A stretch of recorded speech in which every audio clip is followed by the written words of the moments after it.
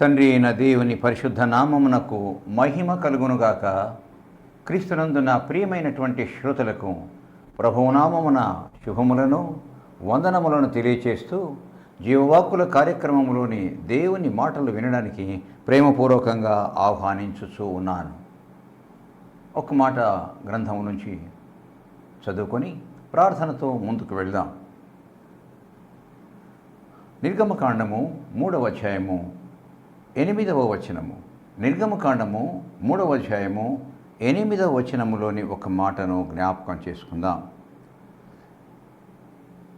3వ అధ్యాయము 8వ వచనములోని ప్రారంభ పాదములలో ఒక మాట, అదే చివరి లైన్లలో చివరి పాదములలో ఒక మాట, రెండింటిని కలిపి చదువుకుందాం. అదేంటంటే, వారిని విడిపించుటకును పాలు తేనెలు ప్రవహించు దేశమునకు వారిని నడిపించుటకును నేను దిగి వచ్చి ఉన్నాను. ఐగుప్తీయుల చేతిలో నుండి వారిని విడిపించుటకును పాలు తేనెలు ప్రవహించు దేశమునకు వారిని నడిపించుటకును నేను దిగి వచ్చి తిని అంటాడు దేవుడు. ప్రార్థన చేద్దాం. ప్రభువా, దేవా, గొప్ప తండ్రి, వందనములు, స్తుతులు, స్తోత్రములు చెల్లిస్తున్నానయ్యా. తండ్రి, ఇంకొకసారి నీ పాదముల చెంతకు రావడానికి తరుణం అనుగ్రహించినందుకు వందనములు, స్తుతులు, స్తోత్రములు తండ్రి. ప్రభువా, గొప్ప దేవుడవయ్యా, ప్రేమ కలిగిన దేవుడవు తండ్రి.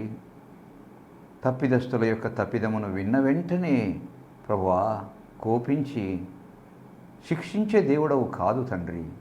ఎంత గొప్ప దేవుడవు, ఎంత గొప్ప ప్రేమ కలిగిన వాడవు, ఎంత కరుణామయుడవు తండ్రి. నీకు వందనాలయ్యా. నీ ప్రేమను, నీ కనికరాన్ని, నీ కరుణను ప్రభువా కొనియాడ తరమా ప్రభువా.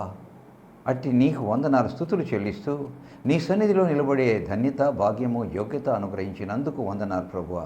తండ్రి, నిన్ను గురించి చెప్పినటువంటి మాటలను చదవడానికి అర్హత లేదే, ధ్యానించడానికి అర్హత లేదే, బోధించడానికి, వ్యాఖ్యానించడానికి నాకెక్కడ ఉందయ్యా అర్హత. అయినా ఈ దీనిని నిలబెట్టావు తండ్రి. వందనాలు ప్రభువా. మాట్లాడయ్యా, మాట్లాడు తండ్రి. మా శ్రోతలతో మాట్లాడు, మాతో నీ యొక్క జీవవాక్కులను వినిపింపచేయమని వందనాలు, స్తుతులు చెల్లిస్తూ మా శ్రోతలను, నన్ను, సాధనమైనటువంటి ఈ టీవీ సాధనాన్ని ప్రభువా కృపగల మీ హస్తములకు అప్పగించుకుంటూ యేసు నామమున ప్రార్థిస్తున్నాము తండ్రి. ఆమేన్. క్రీస్తునందు ప్రియమైన వారలారా, మన దేవుడు ప్రేమ కలిగిన దేవుడు, దయగలిగిన దేవుడు, కనికరం కలిగిన దేవుడు, కరుణామయుడు, కృప కలిగిన దేవుడు, కృపా బాహుల్యము కలిగిన దేవుడు.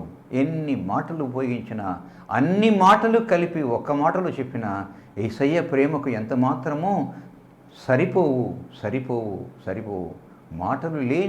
మాటల్లో చెప్పలేనంత ప్రేమ యేసయ్య ప్రేమ. నా ప్రియమైన వారలారా, మన దేవుడు అంత గొప్పవాడు. ఆకాశము ఆయన సింహాసనము, భూమి ఆయన పాదపీఠము. ఎంత ఎత్తులో ఉంటాడో ఆయన ప్రేమ అంత గొప్పది. నా ప్రియమైనటువంటి వారలారా, తన కన్నులు తన వారిని ఎల్లప్పుడూ చూచుచుండును, కనిపెట్టుచూ ఉండును. ఆయన తన వారిని విడువడు, ఎడబాయడు. ఆయన కాపాడుటలో కనురెప్ప కూడా కొనుకడు. అటువంటి దేవుడు మన దేవుడు. తన బిడ్డలను రక్షించి కాపాడడంలో ఎల్లప్పుడూ సిద్ధంగా ఉంటాడు. తన బిడ్డలను రక్షించి కాపాడుటలో ఎల్లప్పుడూ ఆయన సిద్ధంగా ఉంటాడు. కునుకడు, నిద్రపోడు. ఇంకా గమనించినట్లయితే ఒక వ్యక్తి తప్పు చేసినప్పుడు, ఒక వ్యక్తి పొరపాటు చేసినప్పుడు, ఒక వ్యక్తి పాపం చేసినప్పుడు, దేవుని ఆజ్ఞ మీరినప్పుడు వెంటనే శిక్షించడానికి సిద్ధపడడు.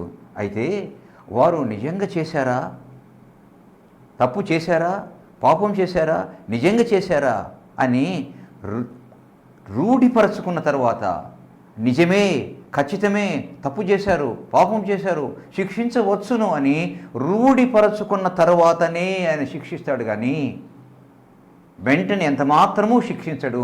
అది మన దేవునిలో ఉన్నటువంటి గొప్పతనము. అది మన దేవునిలో ఉన్నటువంటి గొప్పతనము. నా ప్రియమైనటువంటి వారలారా,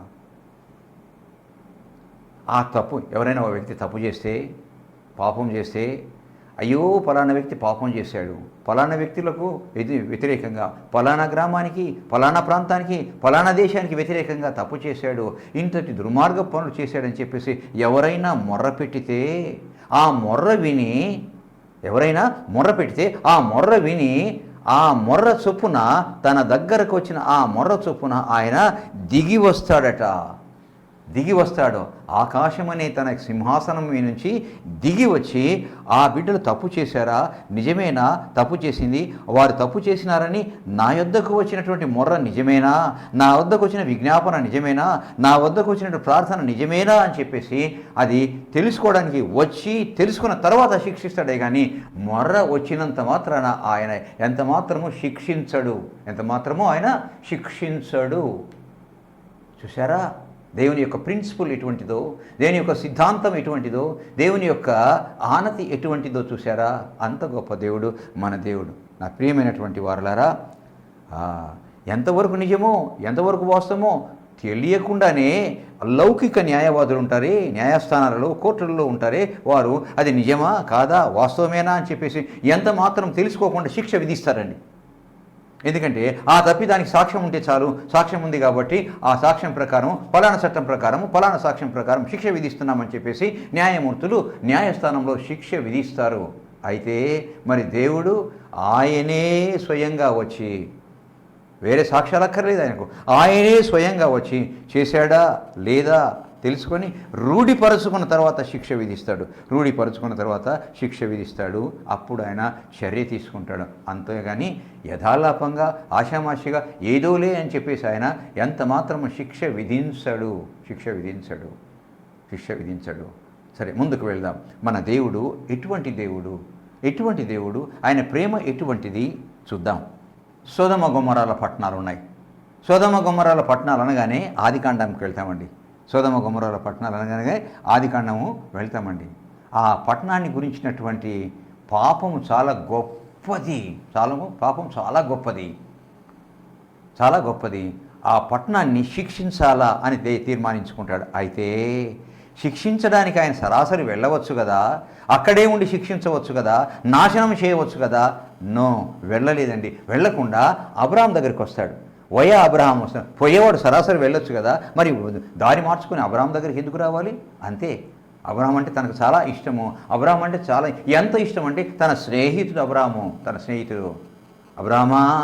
నా స్నేహితుడైన అబ్రహామా, నా స్నేహితుడు అబ్రహాం సంతానమా, భూదిగంతముల నుండి దాని కొనల నుండి చేయి పట్టుకొని పిలుచుకుని వాడా అంటాడు. అంత ఇష్టం అబ్రహాం అంటే. అందువలన అబ్రహాం దగ్గరికి వెళ్ళి ఆ నుంచి పోదాంలే అని చెప్పేసి అబ్రహాం వస్తాడండి.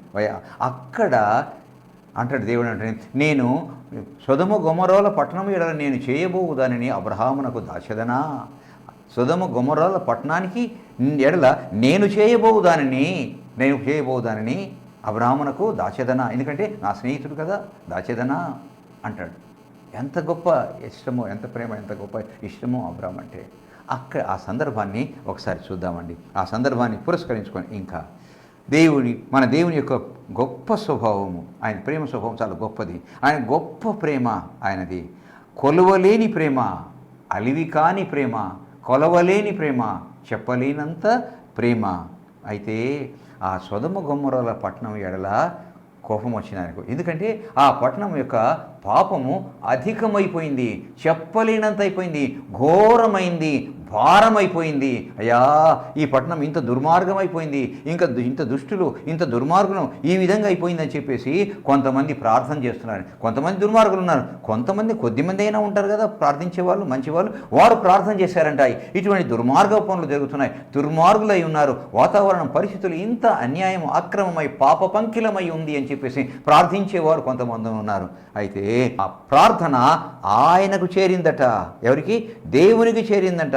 సొదొమ గొమొర్రాల ఎడల చేయుచున్నటువంటి ఆ ప్రార్థన, ఆ మొర, ఆ విజ్ఞాపన దేవునికి చేరిందట. దేవునికి చేరిందట.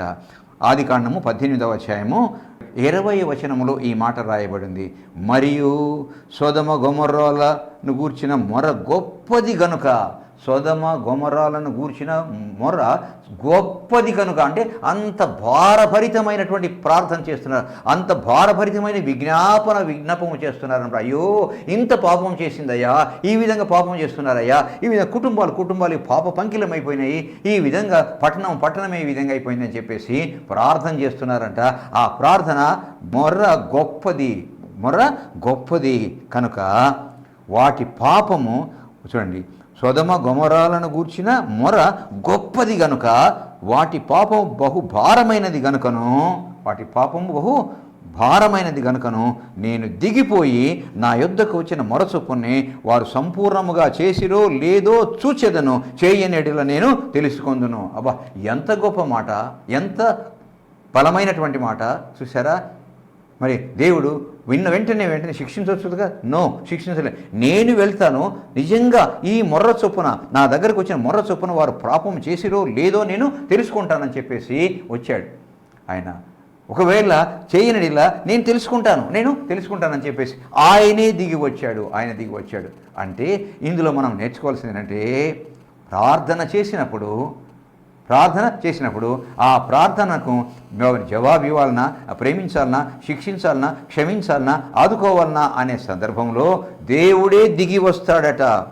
ఆయనే చెప్పాడు, నేను దిగి వచ్చి భారమైనది కనుక నేను దిగిపోయి నా యొద్దకు వచ్చాను. ఆయన దిగి వస్తాడట. ఎంత గొప్ప దేవుడు అండి, ఎంత మంచి దేవుడు అండి. ఆయనే దిగి వచ్చి నేను నిజముగా వారు చేసిరో లేదో నేను తెలుసుకొందును, చేయని ఎడల నేను తెలుసుకొందును అని చెప్పేసి అంటాడండి. అంటే దీన్ని బట్టి సొదొమ గొమొర్రాల పట్టణము బహు దుర్మార్గమైనటువంటి పట్టణము, పాప పంకిలమైనటువంటి పట్టణం అని అర్థమైంది. అంతేకాకుండా ఆ పట్టణాన్ని గురించి కొందరు ప్రజలు మొర పెట్టారు అని తెలుస్తుంది. అంతేకాకుండా ఆ మొర భారమైనటువంటి మొర, అంటే చాలా భారముతో, చాలా వేదనతో, దుఃఖముతో ప్రార్థించారంట. ఆ మొర ఎడల దుఃఖము కనపడతా ఉంది. దుఃఖం అంటే ఒక ప్రార్థన దుఃఖభరితమైతే ఆ మొర విన్నప్పుడు ఆయన దిగి వస్తాడు. ప్రార్థనలు దుఃఖభరితమై ఉండాలి, వేదన భరితమైనది, ఆర్తధ్వనితో, ఆక్రందనతో చేసే ప్రార్థనలు కావాలి. ఏదో యథాలాపంగా చేసే ప్రార్థనగా ఉండకూడదు. ఆ ప్రార్థనకు ఆయన దిగి వస్తాడట. వచ్చినట్టు మనం చూస్తున్నాము. ఆ మొర చాలా గొప్పది, అందువలన ఆయన దిగి వచ్చాడు. అయితే ఇంకా అంతర్గతంగా ఏంటంటే, దేవుడు వెంటనే శిక్షించే దేవుడు కాదు గనుక ఆయన వారి పాపము నిజమా కాదా అని తెలుసుకొని రూఢిపరచుకునే దేవుడు. అంటే దేవుడు కూడా అధికారం ఉందని ఆయన విచ్చలవిడిగా శిక్షించే దేవుడు. ఎంత మాత్రమే కాదు, నిజమే వారు చేశారు తప్పు అని, ఇంకా ఎంత గొప్ప దేవుడు అంటే, తప్పు చేసిన తర్వాత తప్పు ఒప్పుకొని క్షమాపణ కోరి మారతాడేమోనని మారడానికి కూడా అవకాశం ఇచ్చే దేవుడు. ఎంత గొప్ప దేవుడు అండి. ఎవరైనా ఉంటారా?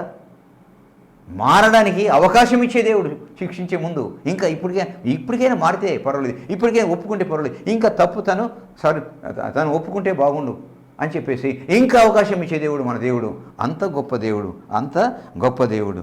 అందువల్ల అంటాడు, నేను దిగిపోయి చూస్తాను. అంతేకాకుండా నేను ఒకవేళ చేయకపోతే నేను కనుగొందును అని చెప్పేసి అంటాడు. కనుగొందును ఆయన అంటాడు, దిగి వచ్చాడండి. అంటే ఇందులో మనం నేర్చుకున్న సారాంశం ఏంటంటే, ఆయన తన దగ్గరకు వచ్చిన మొర చొప్పున వెంటనే శిక్షించక ఆ మొర చొప్పున విని దిగి వస్తాడట. తప్పు చేస్తే ఎవరైనా ఆ తప్పు నిజమేనా అని తెలుసుకొని రూఢిపరుచుకున్న తర్వాత, తప్పు చేసినప్పటికీ కూడా ఇంకా తప్పును తెలుసుకొని క్షమించమని కోరడానికి వస్తారేమో అని చూస్తారు. ఒకవేళ రాకపోతే అప్పుడు శిక్షిస్తాడు. అది మన దేవునికి ఉన్నటువంటి గొప్ప లక్షణము. చూసారా నా ప్రియమైనటువంటి వారలారా, మన దేవుడు ఎంత గొప్ప దేవుడు. సరే చూడండి, ఇది అయిన తర్వాత అక్కడ వస్తాడు. వచ్చిన తర్వాత అబ్రాహాముతో మాట్లాడతాడు. మాట్లాడిన తర్వాత అబ్రాము మాట్లాడిన తర్వాత అక్కడ దేవుడు ముగ్గురుగా వస్తాడండి. 18వ అధ్యాయంలో మొదట్లో అంటాడు, దేవుడు అబ్రాము కనపడతాడు. అబ్రాము దించుకున్నటువంటి తల ఎత్తి చూడగా అక్కడ ఒకరికి బదులుగా ముగ్గురు ఉంటారు. అది త్రిత్వమయ సిద్ధాంతము అక్కడే బయలుపరచబడింది. ఒక్కడుగా ఉన్న దేవుడు త్రిత్వమై 3 రూపాల్లో ఉన్నటువంటి దేవుడు, త్రిత్వ సిద్ధాంతము అది. ప్రియమైన వారలారా, ముగ్గురు కనపడిన తర్వాత అబ్రహాం అక్కడి నుంచి వెళ్ళిపోతారు. చూసారా, ఆదికాండము 18వ అధ్యాయము 22వ వచనం, ఆ మనుషులు అక్కడ నుండి తిరిగి సొదొము వైపుగా వెళ్ళిరి. ఆ ముగ్గురు మనుషులు తిరిగి వారు సొదొము వైపు వెళ్ళారంట. అంటే ఇందులో మన అంశానికి తగినట్టుగా నేర్చుకోవాల్సింది ఏంటంటే, దేవుడు మొర్ర వింటాడు. ఆ మొర్ర చొప్పున శిక్షించడానికి వెంటనే శిక్షించకుండా తెలుసుకొని రూఢిపరుచుకున్న తర్వాతనే శిక్షించడానికి ఆయన దిగి వస్తాడు. దిగి వచ్చే దేవుడు. చూసారా నా ప్రియమైన వారలారా, దిగి వచ్చే దేవుడు. రైట్. రెండవది ఇంకొక ఉదాహరణ. కాబట్టి ఆయన దిగి వచ్చే దేవుడిని మనకు తెలిసిపోయింది. రెండవ ఉదాహరణ నిర్గమకాండము 3వ అధ్యాయం తెరిచినట్లయితే అందులో ఉన్నటువంటి మాటలు నేను చదువుతాను, గమనించండి. 3వ అధ్యాయం 4వ వచనము, దానిని చూచుటకు అతడు ఆ తట్టుకు వచ్చుట యెహోవా చూచెను. మిద్యాను అడవిలో గొర్రెలు కాచుకుంటున్నాడు మోషే. ఎదురుగా ఒక పొద కనపడింది. పొద కాలిపోతుంది. మంటలు వస్తున్నాయి కానీ పొద కాలిపోవడం లేదు.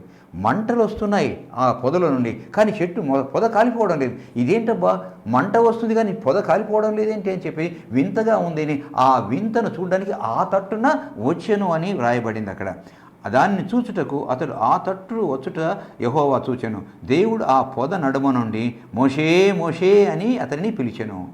ఆ పొద మధ్యలో నుండి, అంటే ఆ మంటలో నుండి దేవుడు మాట్లాడు మోషే మోషే అని పిలిచెను. అందుకతడు చిత్తము ప్రభువా, మొదటి మాట విన్న వెంటనే చిత్తము ప్రభువా, అంటే నీ చిత్తానికి నేను లోబడుచున్నానయ్యా, నీ తలంపు, నీ ఉద్దేశము, నీ పిలుపు, నీ అభిప్రాయానికి నేను విధేయుడను ప్రభువా అని అర్థం. చిత్తము ప్రభువా అంటే అందుకు ఆయన దగ్గరకు రావద్దు, నీ పాదం నుండి నీ చెప్పులను విడువుము. ఇది పవిత్రమైందయ్యా, ఇది పవిత్రమైన చోటు. నీ పాదం నుంచి నీ చెప్పులను పక్కన వదిలేసిరా. నీవు నిలిచి ఉన్నటువంటి స్థలము పరిశుద్ధ ప్రదేశం అనెను. మరియు ఆయన నేను నీ తండ్రి దేవుడను. ఇశ్రాయేలీయుడు ఎవరు? మోషే ఇశ్రాయేలీయుడు. అంటే ఇశ్రాయేల్ యాకోబు కుమారుడైన లేవి యొక్క కుమారుడు. చూసారా, నేను నీ తండ్రి దేవుడను, అబ్రహాము దేవుడను, ఇస్సాకు దేవుడను, యాకోబు దేవుడని చెప్పిన తర్వాత, అంటే తన అడ్రస్ అన్న వివరాలని దేవుడు చెప్పిన తర్వాత తన ముఖముపై మోషే తన ముఖమును కప్పుకొని, ముఖం కనపడకుండా కప్పుకున్నాడట. అంటే తన యొక్క ముఖాన్ని కూడా చూపించడానికి ధైర్యం చాలలేదు ఆయన ముందు. ముఖమును కప్పుకొని దేవుని వైపు చూడ వెరచెను. ముఖం కప్పుకున్నాడు, అయినప్పటికీ కూడా దేవుని వైపు చూడడానికి వెరచెను అంటే భయపడ్డాడు. ధైర్యం చాలలేదు, వెరచెను. మరియు యెహోవా ఇట్లనెను. అప్పుడు దేవుడు అంటాడనమాట మోషేతో, నేను ఐగుప్తులో ఉన్న నా ప్రజల బాధను నిశ్చయముగా చూచి తిని. అబ్బా, ఐగుప్తులో ఉన్న నా ప్రజల బాధ ఎవరో కాదు, అక్కడ ఉంది నేను ఏర్పరచుకున్నటువంటి ఇశ్రాయేలీయులు. ఐగుప్తులో నా ప్రజల బాధ, నేను ఏర్పరచుకున్న నా ప్రజల బాధ నిశ్చయముగా నేను చూచి తిని. ఎటువంటి దేవుడు మన దేవుడు? చూచే దేవుడు, గుడ్డి దేవుడు కాదు, చూడకుండా మౌనంగా ఉండే దేవుడు కాదు. చూచి తిని పనులలో తమను కష్టపెట్టు వారిని బట్టి వారు పెట్టిన మొరను వింటిని. పని చేయించుకోవడానికి ఐగుప్తీయులు వారిని పెట్టినటువంటి కష్టాన్ని బట్టి వారు ఏ విధంగా ఏడుస్తూ మొర్ర పెట్టారో, విజ్ఞాపన చేశారో, విన్నపం చేశారో, ఏడ్చి ప్రార్థించారో ఇశ్రాయేలీయుల దేవుడైన యెహోవాను, ఆ మొరను నేను వింటిని. ప్రియమైన వారలారా, ఆయన చూచే దేవుడు, ఆయన వినే దేవుడు. అంతేకాకుండా వారి దుఃఖములు నాకు తెలిసే ఉన్నది. పొరపాటు అంటాం, ఏం చేస్తున్నావయ్యా, ఎక్కడ చూస్తున్నావయ్యా, నన్ను చూడడం లేదా, నా బాధ వినడం లేదా, నా ఏడుపును వినడం లేదా అని చెప్పేసి ఎన్నెన్నో పిచ్చి మాటలు అంటాము మన దేవుణ్ణి. అయితే ఆయన తన ప్రజలైనటువంటి వారిని చూచే దేవుడు, వినే దేవుడు. వారు పెట్టినటువంటి మొర్ర, వారు పెట్టినటువంటి విజ్ఞాపన వినే దేవుడు. ఆయన మొర్రను వినే దేవుడు, మొర్రను వింటాడు. మరి విన్న తర్వాత ఇందాక మనం ఏమంటా అంశం ఏంటంటే మానవుని మొర విని దిగి వచ్చే దేవుడు ఆయన. మరి దిగి వచ్చాడా? మానవుని మొర దిగి వచ్చేవాడు. మరి సొదొమ గొమొర్రాల ఎడల వారు పెట్టినటువంటి మొరను విన్న తర్వాత దిగి వచ్చాడు ఆయన దిగి వచ్చి. మరి ఇక్కడ ఇశ్రాయేలు పెట్టినటువంటి ఆ మొరను విని దిగి వచ్చాడా లేదు చూద్దాం. ఇక్కడ ఇంకా ఏముంటుందంటే 8వ వచనంలోని ప్రాథమికమైన మాటలు. కాబట్టి ఐగుప్తుల చేతిలో నుండి వారిని విడిపించుటకు వచ్చానయ్యా నేను. ఎవరైతే బాధ పెడుతున్నారో, ఎవరైతే ఏడిపిస్తున్నారో, ఎవరైతే మరి వారిని చిత్రహింస చేస్తున్నారో వారందరిలో నుంచి, వారి చేతుల్లో నుంచి ఐగుప్తు అధికారంలో నుండి, వారి బానిసత్వంలో అధికారంలోని, అంతేకాకుండా వారి బానిసత్వంలోని విడిపించడానికి నేను దిగి వచ్చి ఉన్నాను. వినిపించడానికి దిగి వచ్చాను. చూసారా, దేవుడు అన్న మాటలు ఇవి నిర్గమకాండంలో రాయించినటువంటి. అంతేకాకుండా అక్కడ మోయాబీలు, అమ్మోనీలు చాలామంది, చాలా జాతుల వారు ఉన్నారే ఆ కనాను దేశంలో. వారిని అందరినీ అక్కడి నుంచి తీసివేసి వాళ్ళందరినీ అక్కడ నుంచి పారద్రోలి ఇక్కడ అటువంటి పాలు తేనెలు ప్రవహించే దేశమునకు నా ప్రజలైనటువంటి ఇశ్రాయేలులను అక్కడ నేను చేర్చడానికి, అక్కడ నడిపించడానికి, విడిపించడానికి, అంతేకాకుండా నడిపించడానికి నేను దిగి వచ్చి ఉన్నాను. దిగి వస్తాడంట. వచ్చాడు ఆయన. అక్కడ సొదొమ గొమొర్రాల పట్టణాన్ని నాశనం చేసే ముందు నిజమేనా కాదా అని తెలుసుకోవడానికి అక్కడ దిగి వచ్చాడు. ఇక్కడ వారిని విడిపించడానికి, నడిపించడానికి దిగి వచ్చాడు ఆయన. అంటే సింపుల్గా చెప్పాలంటే మొర్ర విన్నాడండి ఆయన. ప్రజలు బాధపడుతున్నారు, బాధను ఆయన చూచే దేవుడు, బాధను ఆయన మొరను వినే దేవుడు. అంతేకాకుండా ఆయన విడిపించే దేవుడు, నడిపించే దేవుడు. అంతేకాదు, విడిపించండి, నడిపించండి, తీసుకురండి అని చెప్పేసి వేరొకరిని పంపే దేవుడు కాదు ఆయన. స్వయంగా ఆయన దిగి వస్తాడు. తెలియదు మనకు చాలామందికి. ఆయన దిగి వస్తాడు, వచ్చినాడు, దిగి వస్తాడు, వచ్చుచున్నాడు, వస్తాడు ఆయన. అయితే మనకు కనపడకపోవచ్చు, ఆయనంత మాత్రాన కాదనడానికి వీలు లేదు. ఆయన ఎవరినో పంపలేదు, ఆయనే దిగి వచ్చాడు. కాబట్టి ఒకటి జ్ఞాపకం పెట్టుకోవాలి, మనము నిజముగా మొరపెట్టినట్లయితే, హృదయపు లోతుల్లో నుంచి ఆయనను మొరపెట్టినట్లయితే ఆయన విని మౌనంగా ఉండడండి. ఆయన దిగి వచ్చే దేవుడు. సొదొమ గొమొర్రాల ఎడల పెట్టినటువంటి మొర విన్న తర్వాత అది నిజమో కాదో నేను చూస్తాను, ఒకరు చేయకపోతే నేను తెలుసుకుంటాను అని చెప్పేసి దిగి వచ్చాడు. అలాగే ఇశ్రాయేలుల ఎడల వారిని చూచాడు ఆయన విన్నాడు ఆయన. ఆ తర్వాత ఆయన దిగి వచ్చాడు. ఇదిగో నేను దిగి వచ్చాను. కాబట్టి ఆయన విని దిగి వచ్చే దేవుడే కానీ వినకుండా ఉండేవాడు కాదు. విన్న తర్వాత దిగి రాకుండా ఉండే దేవుడు ఎంత మాత్రమో కాదు. అయితే ఇంకా మూడవ విషయం అంటే, అయితే ఎవరి ప్రార్థన విని దిగి వస్తాడు, ఎటువంటి వారి ప్రార్థన విని దేవుడు దిగి వస్తాడు? Another important point. దిగి వస్తాడు బాగానే ఉంది. అయితే ఎట్టి ప్రార్థనను బట్టి, ఎవరిని బట్టి ఆయన దిగి వస్తాడు? ఆ విజ్ఞాపన చేసేవారు, మొరపెట్టేవారు ఎలా ఉండాలి? 4 మాటలు మాత్రమే నేను మీతో పంచుకుంటాను నా ప్రియమైనటువంటి శ్రోతలారా. కీర్తనల గ్రంథము 34వ కీర్తన 6వ వచనంలో ఏమి రాయబడింది? కీర్తనల గ్రంథము 34వ కీర్తన 6వ వచనంలో, ఈ దీనుడు మొర్రపెట్టగా యెహోవా ఆలకించెను. ఈ దీనుడు మొర్రపెట్టగా ఆయన యెహోవా ఆలకించెను. ఎవరన్నారు ఈ మాట? మన పితరుడు, అత్యంత భక్తి ప్రపత్తులు కలిగినటువంటి మన పితరుడు దావీదు అన్నాడండి. ఈ దీనుడు మొర్రపెట్టగా యెహోవా ఆలకించెను. ఏ సమయంలో మొరపెట్టినా దేవుడు కాదనలేదండి. ఎందుకని? అయ్యా నేను దీనుడనయ్యా, దరిద్రుడను అన్నాడు. నేను దీనుడను, దరిద్రుడను. అందువలన అంటాడు, ఈ దీనుడు మొరపెట్టగా యెహోవా ఆలకించెను. నిజమేనా? మరి చాలాసార్లు నేను ఇశ్రాయేలు అక్కడ యుద్ధానికి వెళ్తున్నాను, ఫిలిస్తీయుల మీదకి, నేను ఫిలిస్తీయుల మీద యుద్ధంలో వెళ్ళుదునా అంటే వెళ్ళవచ్చు అంటాడు దేవుడు. నిజముగా వెళ్ళవచ్చునా, వెళ్ళు అంటాడు. వెళితేనా వారిని నాకు అప్పగించేదవా, అప్పగించేదన వెళ్ళు. కాబోయ్, ఈ విధంగా అడిగి ఆయన అనుమతి పొందినటువంటి వ్యక్తి ఇంకొకరు లేరు గ్రంథంలో.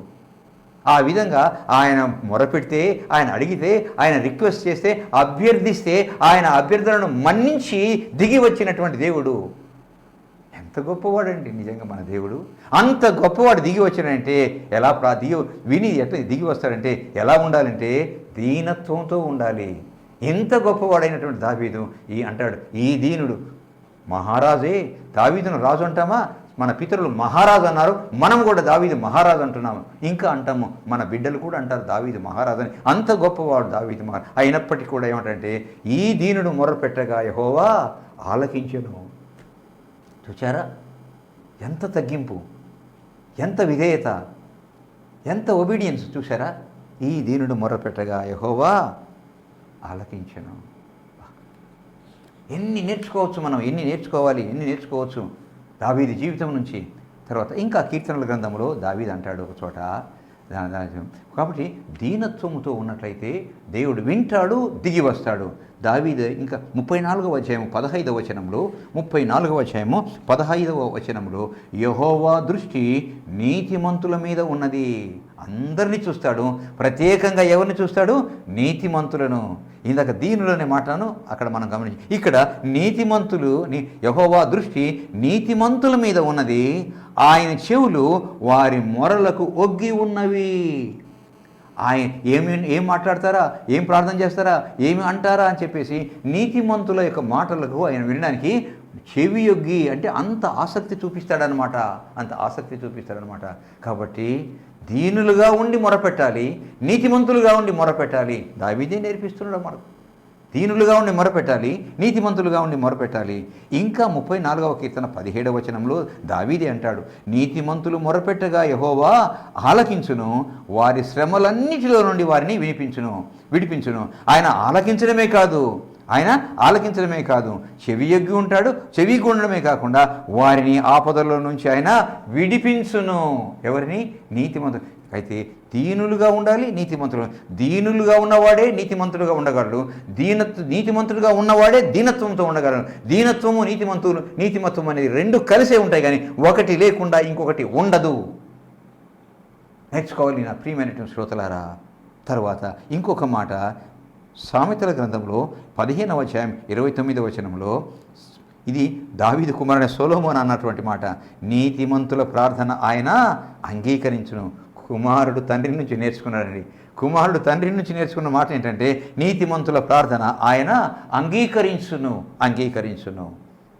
ఇంకొక మాట, పేతురు నూతన నిబంధన గ్రంథంలో పేతురు 1 పేతురు 3వ అధ్యాయం 12వ వచనంలో పేతురు అంటాడు, ప్రభు కన్నులు నీతిమంతుల మీదను, ఆయన చెవులు వారి ప్రార్థన వైపున ఉన్నవి.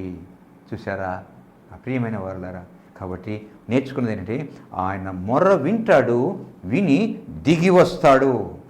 సొదొమ గొమొర్రాల ఎడల చేయబడినటువంటి మొర్ర విని దిగి వచ్చాడు. అలాగే నిర్గమకాండములో ఇశ్రాయేలు ఐగుప్తు దేశంలో బానిసలుగా దాసులుగా ఉండి వారు చేసినటువంటి ప్రార్థన విజ్ఞాపన విని ఆయన నడిపించడానికి వచ్చాడు. అయితే ఎవరి ప్రార్థన వింటాడంటే దీనత్వముతోనూ నీతిమత్వంతోనూ ఉండి ప్రార్థన చేసినటువంటి వారి మొర విని దిగి వస్తాడు. మన ప్రార్థన ఎలా ఉండాలి? దీనత్వంతో ఉండాలి. మన ప్రార్థన ఎలా ఉండాలి? నీతిమత్వముతో దీనత్వముతో మిళితమై ఉండాలి. దిగి వస్తాడు ఆయన. నేర్చుకుందామా? దీనత్వంతో ఉందామా? నీతిమత్వంతో ఉండి ప్రార్థన చేద్దామా? వింటాడు మన దేవుడు, దిగి వస్తాడు ఆయన. ప్రార్థన చేద్దాం నా ప్రియమైన వారలారా. ప్రభువా, దేవా, వందనములు, స్తుతులు, స్తోత్రములు చెల్లిస్తున్నాం. ఎంత గొప్ప దేవుడవయ్యా. నీ వంటి దేవుడు ఉన్నాడా లోకంలో? లేడు ప్రభువా. నీవే సర్వ సృష్టికర్త అయినటువంటి గొప్ప దేవుడవు తండ్రి. తన బిడ్డలు ప్రార్థించినప్పుడు దీనత్వంతోనూ ఆయన నీతిమత్వంతోనూ ప్రార్థించినప్పుడు నువ్వు దిగివచ్చిన దేవుడవు తండ్రి. ప్రభువా, దీనత్వంతోనూ నీతిమత్వంతోనూ మేము ఉండి ప్రభువా ప్రార్థించుటకును మా ప్రభువా, మా దేవా, ఆయన మేము ఎదుగుటకు మాకు నేర్పించుమని సహాయం చేయమని వందనాలు, స్తుతులు చెల్లిస్తూ మా శ్రోతలను, ఈ టీవీ సాధనాన్ని దీనుడనైన నన్ను మీకు సమర్పించుకుంటూ యేసు పుణ్యనామమును అడిగి వేడుకుంటున్నాము తండ్రి.